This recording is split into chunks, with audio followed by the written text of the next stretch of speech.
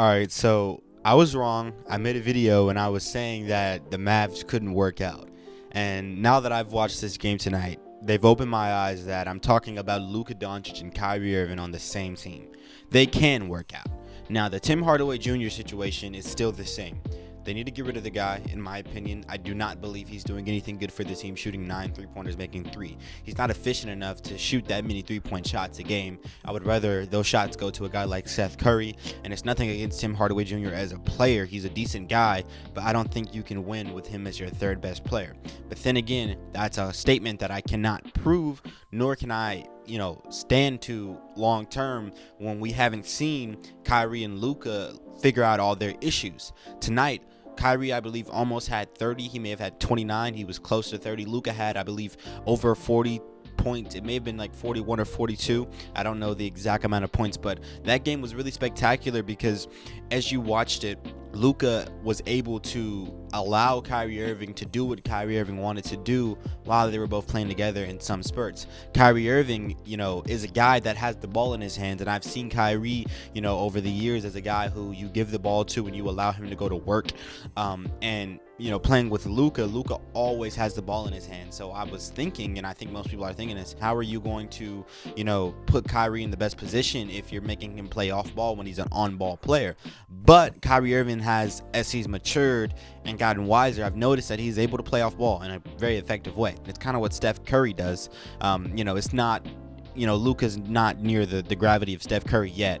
I don't think he probably ever will because Steph's running off ball for gravity, but Luka is able to draw those defenders, and he's giving Kyrie lanes. And so when Kyrie gets the ball, he has a full lane to the paint. So it's allowing their game to mesh together. And if these guys can combine for 70 points every game, I believe that that's going to put them at the level where they need to be.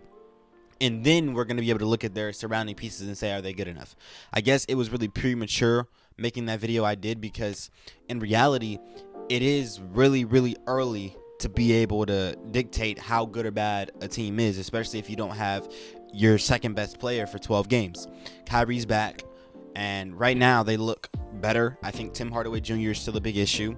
I think Seth Curry needs to get a majority of the shots he gets. But at the end of the day, he is their guy, and I'm not going to say that, they just give up on him. I would like them to make a trade. I think they could do really well, off of a player. Like if they were able to get OG Anunoby, that would have been really, really good for the Mavericks. But you have to give up so many pieces to get something back. Any good third piece that they're looking for, around the value of like a Chris Middleton. Or like a Lowry marketing, they're going to be asking for Derek Lively. And man, it sucks that Derek Lively got hurt again tonight. We can talk about that a little bit. That's pretty sad.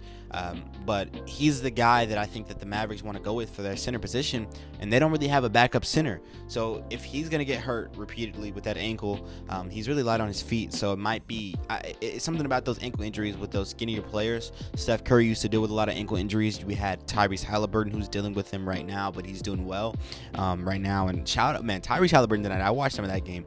That guy, I watched the end of it. Man, Tyrese Halliburton is him. Tyrese Halliburton, if you know, you know. Halliburton is nice. And, man, the Hawks and the OKC Thunder game, that was crazy, too, because SGA almost brought his team back into that one. And I was like, shoot, this man SGA, he's in the MVP conversation for the reason being that he's a bona fide superstar.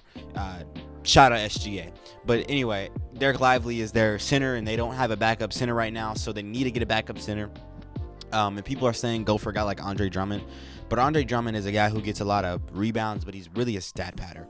I don't think they need to go. Let me not call him a stat patter. But he's not as reliable and as good as the stats show. He can have 4 straight games of over 20 rebounds all year, but I don't think that's going to translate to winning. He misses a lot of layups in order to get more rebounds. So he'll miss a layup, get a rebound, miss a layup, get a rebound. And playing with Luka at the pace Luka plays, I just don't know how well Drummond would be. So I don't think so. And then you're going to have Drummond off the bench. I don't know how I feel about that. You're going to, because what are the Bulls going to want for Andre? And depending on what you have to give up for him just to put him on the bench under Lively, I think they need a capable backup center, but they don't need some superstar center. I think if anything, you want to go for a guy like Lauri Markkanen, but then they're going to ask for Derek Lively. They're going to ask for Tim Hardaway Jr. I wouldn't mind giving up Tim Hardaway Jr., especially for Lauri Markkanen, but it depends on what Mavs are wanting to do. Do they want to give up a guy like Derek Lively? And, teams, depending on what the status of the team is, they might want a guy like Grant Williams. And the Mavs don't have a lot of talent to work with, so I'm thinking of names right now. And a team might ask for a guy like Dante Exum. That might be something, and that might be something you look into if you're the Mavs. He's playing really, really good basketball, though, so I don't know if you want to give him up. But I will wonder if, Kyrie will interfere with the way he's played since Kyrie's been out.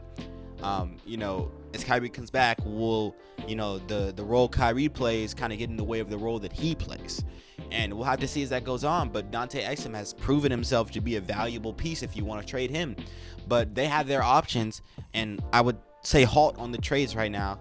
Let's see how good Kyrie and Luka are. We're talking about Kyrie Irving. This is the top 20 point guard of all time, easily top 20, maybe top 15. We're talking about Kyrie Irving right now. Okay. That's an amazing player, and Luka Doncic, in my opinion, is the best player in the NBA. I believe he's the best. So once you get to the point where you have these two players and they're working it out, figuring themselves out, and figuring out each other, I think you're going to get to a point where I would say that they're going to be in the top of the Western Conference. And if they're not in the top of the Western Conference and they both play, high-level basketball and they're not in shooting slumps, then you're going to look around at their team and say, changes need to be made. I still stand by most of the things I said in the last video about, Tim Hardaway Jr. I really strongly dislike the fact that he shoots 9 threes and he makes 3 of them a game. I do not like that. 9 threes a game for a guy like Tim Hardaway Jr. is ridiculous, especially when you have a guy like Seth Curry and he's getting DMPs. He's a career 40% three-point shooter. I don't understand why he's not getting some of those shots. Because they rely on Tim Hardaway as a shooter, like a pure shooter. Like, regardless of his little moves he gets to the mid-range, he shoots 9 threes a game. He makes 3 of those. And he's, over his career, Tim Hardaway has just been inefficient. He's never been efficient. He just chucks up a lot of threes. He makes a lot of them. He misses a lot of them. He makes some crazy ones here and there. You're like, what the heck? Like, he did some of that tonight. But the ones he misses are just like, And so, but yeah, good game though. It was a good game, and NBA basketball was lit tonight. I watched some of the games, man. The ball was lit. Them Pacers, man. Hey, look. Anyway, I'm gonna get out of here, bro. I gotta go. I'll see y'all. Peace out.